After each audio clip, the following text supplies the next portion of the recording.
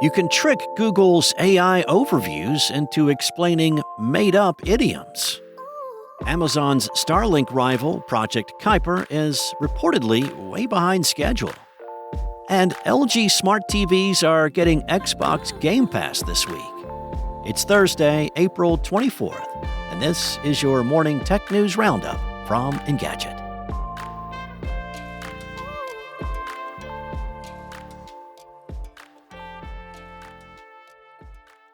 As big tech pours countless dollars and resources into artificial intelligence, preaching the gospel of its utopia creating brilliance, here is a reminder that algorithms can screw up. Big time.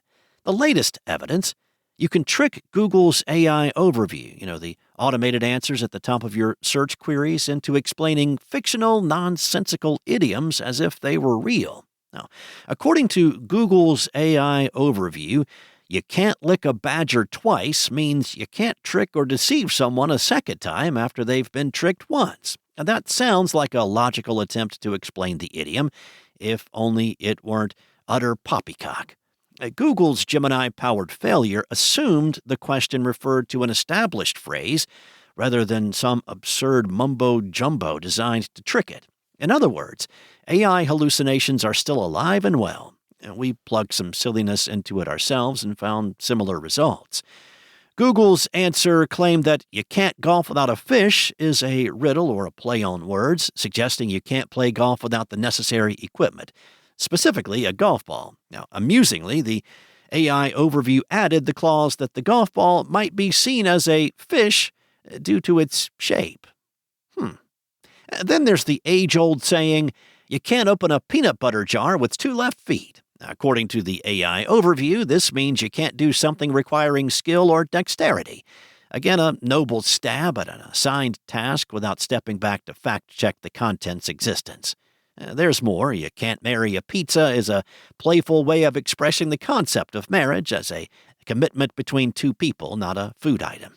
Naturally, a rope won't pull a dead fish means that something can't be achieved through force or effort alone. It requires a willingness to cooperate or a natural progression. Of course. Now, eat the biggest chalupa first is a playful way of suggesting that when facing a large challenge or a plentiful meal, you should first start with the most substantial part or item. Sage advice. Now, this is hardly the first example of AI hallucinations that, if not fact-checked by the user, could lead to misinformation or real-life consequences. Just ask the ChatGPT lawyers Stephen Schwartz and Peter LaDuca, who were fined $5,000 back in 2023 for using ChatGPT to research a brief in a client's litigation. The AI chatbot generated non-existent cases cited by the pair that the other side's attorneys, quite understandably, could not locate. The pair's response to the judge's discipline? We made a good faith mistake in failing to believe that a piece of technology could be making up cases out of whole cloth. Amazon's Project Kuiper is reportedly way behind schedule. That's according to an investigation by Bloomberg. This is the company's satellite internet service, which intends to rival SpaceX and Starlink. The issue seems to be one of scale, as the company has had trouble increasing production of the actual satellites. The reporting indicates that the Kuiper team has only managed to manufacture a few dozen of these satellites. As a comparison, there are currently over 7,000 Starlink satellites in orbit. The initial production of the Kuiper satellites was delayed until the tail end of last year, so Amazon has not had too much time to ramp things up. Beta testing didn't start until earlier this year. Amazon had planned for an initial launch on April 8th for 27 satellites, but that got delayed until April 28th. Project Kuiper hopes to eventually provide broadband connectivity to at least 400 million households, in addition to providing service in remote areas. However, it needs to launch over 3,000 satellites to reach that goal. Additionally, it secured a government contract with a deadline to put 1,600 satellites in orbit by next summer. Insiders suggest that it will probably have to seek an extension from the FCC. It did manage to launch a pair of prototype satellites into space in late 2023. That was followed by successful tests of an optical mesh network that linked the two satellites in low Earth orbit.